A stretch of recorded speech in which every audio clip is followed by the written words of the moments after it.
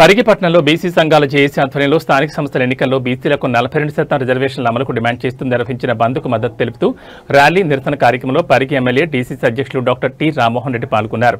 ఈ సందర్భంగా ఎమ్మెల్యే మాట్లాడుతూ బీసీల హక్కుల సాధన కోసం కాంగ్రెస్ పార్టీ ఎల్లప్పుడూ కట్టుబడి ఉంటుందని, బీసీ వర్గాల సామాజిక న్యాయం కోసం పోరాటం కొనసాగిస్తామని తెలిపారు.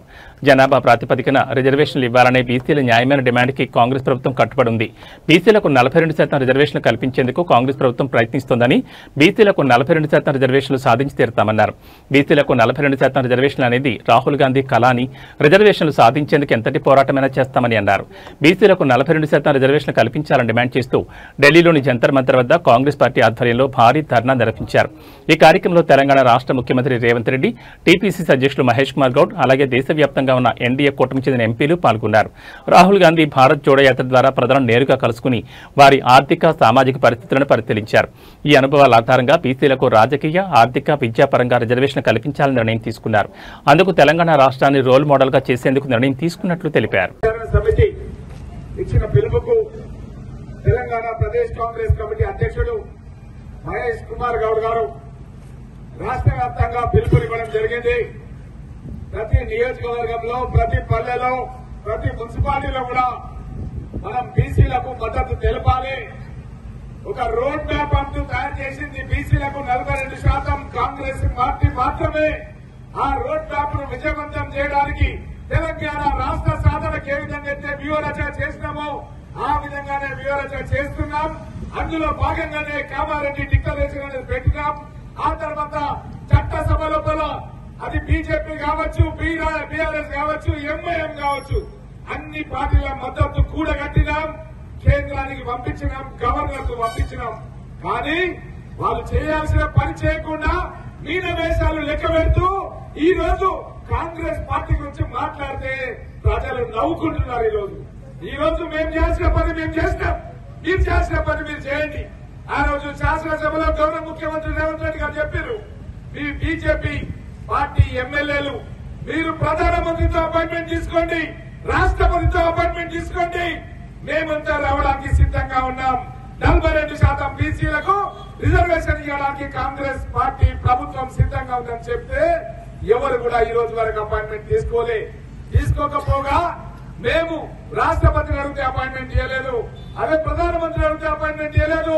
జంతర్ మంతర్ దగ్గర జాజుల శ్రీనివాస్ అని చెప్పి ఈ రోజు ఎవరైతే మన బీసీల ఐక్య కార్యాచరణ సమితి గురించి తను పిలుపునిచ్చి అన్ని పార్టీల మద్దతు కూడగట్టిందో ఆయన ద్వారా చెప్పించినాం.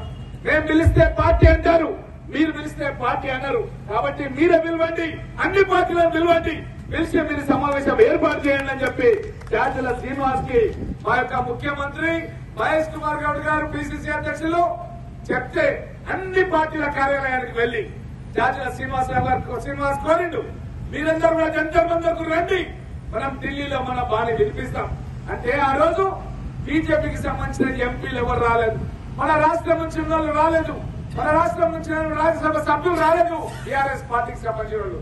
ఆ రోజు రేవంత్ రెడ్డి గారు, మహేష్ కుమార్ గౌడ్ గారు దేశవ్యాప్తంగా ఉన్నటువంటి ఇండియా కూటమికి సంబంధించిన ఎంపీలను, ఫ్లోర్ లీడర్లందరినీ కూడా జంతర్ మంతర్ దగ్గరికి 2 సార్లు సమావేశానికి రప్పించినాం.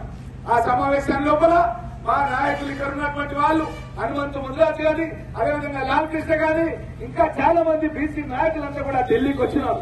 ఢిల్లీలో కూడా మేమంతా కూడా అక్కడ జంతర్ మంతర్ దగ్గర దీక్ష శిబిరంలో ఇక్కడే కూర్చున్నాం. దానికి ఆ నాయకులు ఎవరు రాలేదు. ఈ రోజు కనీసం కోర్టులో ఇంప్లీడ్ కావాల్సినటువంటి బాధ్యత ఉండే బీజేపీ గాని, బీఆర్ఎస్ గాని కోర్టులో కేసులో కూడా ఇంప్లీడ్ కాలేదు.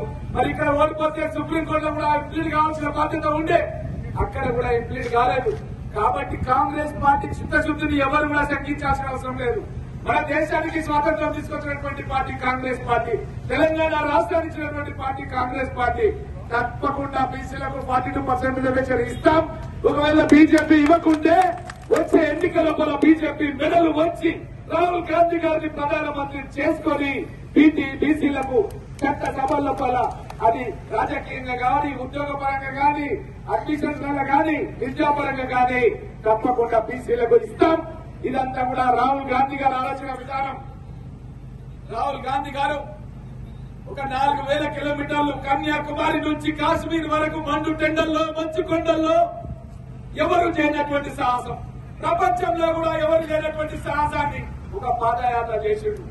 పాదయాత్ర అంటే మామూలు పాదయాత్ర కాదని తాండూరు నుంచి నేను కూడా రాహుల్ గాంధీ గారికి సంఘీభావంగా తాండూరు నుంచి కొడంగి నుంచి పరిగి నుంచి మనం వికారాబాద్ పాదయాత్ర చేస్తే మా తమ్ముళ్ళు చాలా మంది ఆ రోజు నాతో అన్నారు, అన్నా మా మీ పాదయాత్ర చేస్తున్న ఇంత కష్టమైతుంది. మరి రాహుల్ గాంధీ గారు 4000 కిలోమీటర్లు ఎక్కడ ఉన్నటువంటి కన్యాకుమారి నుంచి కాశ్మీర్ వరకు పాదయాత్ర చేయడం అంటే మామూలు విషయమానది. మనమంతా కూడా ఆలోచన చేయాలి. రాహుల్ గాంధీ గారి కుటుంబం అంటే ఏంది? తన తండ్రిని చంపిను. దేశ ఐక్యత గురించి పోరాడుతుంటే రాహుల్ గాంధీ గారి తండ్రి రాజీవ్ గాంధీ గారిని తమిళ ఉగ్రవాదులు అంతం చేసిర్రు. అదేవిధంగా రాజీవ్ గాంధీ గారి తల్లి ఇందిరా గాంధీ గారిని అప్పుడు దుర్గా మాతాని కూడా వాజ్పేయి గారు కూడా కొనియాడడం జరిగింది. అట్లాంటి ఇందిరా గాంధీ గారు కూడా దేశ ద్రోహులు అంతం చేయడం జరిగింది. ఈ త్యాగాల కుటుంబం నుంచి ఒక ప్రధానమంత్రి పదవి కావాలంటే వచ్చేది ప్రధానమంత్రి పదవి కాదు, పేదలు సంతోషంగా ఉండడమే మనకు అవసరమని రాహుల్ గాంధీ గారు ఆలోచన చేసి మన్మోహన్ సింగ్ లాంటి ఒక ఆర్థికవేత్తని, ఒక reserve bank of India governor ని 10 సంవత్సరాల కాలం తాను ప్రధానమంత్రిగా చేసి మన దేశం ఇంత అభివృద్ధి చెందడానికి కారణమైండు రాహుల్ గాంధీ. అలాంటి రాహుల్ గాంధీ ఈ యొక్క భారత్ జోడో యాత్ర లోపల ఎన్నో కుల సంఘాలను, ఎన్నో రాజకీయ పార్టీలను, ఎంతో మంది మేధావులను కలిసి వాళ్ళ ఆలోచనలన్నీ కూడా తెలుసుకొని తను ఆలోచనలు ఏంటంటే బీసీలకు మనం రాజకీయంగా, ఆర్థికంగా, విద్యాపరంగా రిజర్వేషన్ కల్పించాలనే నిర్ణయానికి వచ్చి మల్లికార్జున ఖర్గే జాతీయ అధ్యక్షుడి నేతృత్వంలో అగ్రస్థాయి లోపల ఒక కమిటీ వేసి ఆ కమిటీలో నిర్ణయం చేసి దానికి తెలంగాణ రాష్ట్రాన్ని రోల్ మోడల్ చేయాలని రాహుల్ గాంధీ గారు నిర్ణయం చేసి మాకందరికి కూడా దిశా నిర్దేశం చేయడం జరిగింది. ఆ రోల్ మోడల్ భాగంలోనే ఏ విధంగా అయితే మన దేశానికి స్వాతంత్ర్యం రావాలంటే ఒక్క రోజులో స్వాతంత్ర్యం రాలేదు. ఉప్పు సత్యాగ్రహం చేసినాం, ఎన్నో సత్యాగ్రహాలు చేసినాం. ఇది కూడా ఒక సత్యాగ్రహంగా మేము భావిస్తున్నాం. తెలంగాణ రాష్ట్రం రావాలంటే కూడా 3 రోజులు ఇదే గడ్డ మీద నేను ఆనంద్ గౌడ్ గారు ఇక్కడ ఉన్నారు. పచ్చి మంచినీళ్లు తీసుకోలే, పచ్చి మంచినీళ్లు చుక్క నీళ్లు నాలుక మీద లేకుండా 3 రోజులు. ఇప్పుడు మన దగ్గర డిఎస్పీగా ఉన్నారు శ్రీనివాస్, అప్పుడు మన దగ్గర ఎస్ఐగా ఉన్నాడు. అప్పుడు ఆ శ్రీనివాస్ వచ్చి 3 రోజుల తర్వాత అరెస్ట్ చేసి నిమ్స్ హాస్పిటల్లో అడ్మిట్ చేస్తే అక్కడ ఉన్న డాక్టర్లు ఏమన్నారంటే ఇంకా 1 రోజు కనుక ఆలస్యమైతే కిడ్నీలు ఖరాబ్ అయిపోతుందని చెప్పి ఆనంద్ గౌడ్ ఉన్నారు ఇక్కడ ఒక బీసీ నాయకుడు, ఒక అడ్వకేట్ చెప్పింటారు కదా ఆనంద్ గౌడ్ గారు. ఒక్క చుక్క నీళ్లు తాగలేమో మనం, ఒక్క చుక్క నీళ్లు 3 రోజులు తాగలేదు మేము. అదే చిత్తూరులో నా తమ్ముడు రామకృష్ణారెడ్డి ఈ రోజు అంటున్నాడు, నన్ను ఆదర్శంగా తీసుకొని బీసీ రిజర్వేషన్ అవసరమైతే అమరణ నిరాశ చేస్తా అని చెప్పి కూడా చెప్తున్నారు. మరి ఎక్కడ పోయిన ఆ రోజు నాయకులు ఎవరు చేసిరు దీక్షలు? ఆ రోజు చుక్క నీళ్లు తీసుకోకుండా చేసి రావాలన్నా ఈ పరిగి గడ్డ మీద అన్న విషయాన్ని మనం ఆలోచన చేయాలి. కాబట్టి కాంగ్రెస్ పార్టీ చిత్తశుద్దితో ఉంది. తప్పకుండా మా యొక్క ప్లాన్ ఆఫ్ యాక్షన్ మాకుంది. ఏ విధంగా చేయాలి, ఎట్లా చేయాలి, ఈ యొక్క బీజేపీ ప్రభుత్వాన్ని ఏ విధంగా మెడలు వంచాలి, ఒప్పియాలి అన్న ఆలోచన విధానం మా ప్రణాళిక మాకుంది. పక్క రాష్ట్రం లోపల సిద్దిరామయ్య అనే బీజేపీ గతం లోపల బీజేపీ యడ్యూరప్ప ఉండే, సిద్దిరామయ్య గారు బీసీ ఎప్పుడు చెప్తుంటారు మా యాదయ్య మా వంటే చేసి సార్ మీ కాంగ్రెస్ వాళ్ళు 2 సార్లు ముఖ్యమంత్రి అని ఎన్నోసార్లు అంటుంటారు. అట్లా 2 సార్లు చేసిన ముఖ్యమంత్రిని. కాబట్టి మీరు చూస్తున్నారు పక్కన వాళ్ళు ఎవరు చేసిన గతంలో, మనం ఎవరు చేసిన మనం చూస్తూ. కాబట్టి కాంగ్రెస్ పార్టీ రాహుల్ గాంధీ గారు బీసీలకు పెద్దపేట వేయడం లోపల ఆల్రెడీ నిర్ణయం చేసిండు. దాని అమలు వచ్చే కార్యక్రమంలో ఉన్నాం.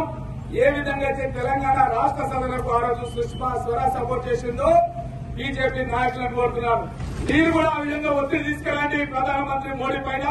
తీసుకొచ్చి అయితే మనం బీసీల హక్కుల గురించి చట్టం పార్లమెంట్ లో తీసుకొచ్చేదానికి సపోర్ట్ చేయడానికి మనమంతా కలిసి కేంద్ర ప్రభుత్వం పైన ఒత్తిడి తీసుకురావాల్సిందిగా ఇక్కడ ఉన్నటువంటి నాయకులకందరూ కూడా తెలియజేస్తూ, ఆ విధంగా చేస్తేనే మనకి ప్రయత్నం. అది కావడానికి ఏదో చట్టం చేసారు కాలేదని కాదు, మేము స్టార్ట్ చేస్తాం, దాన్ని ముందుకు తీసుకెళ్దాం.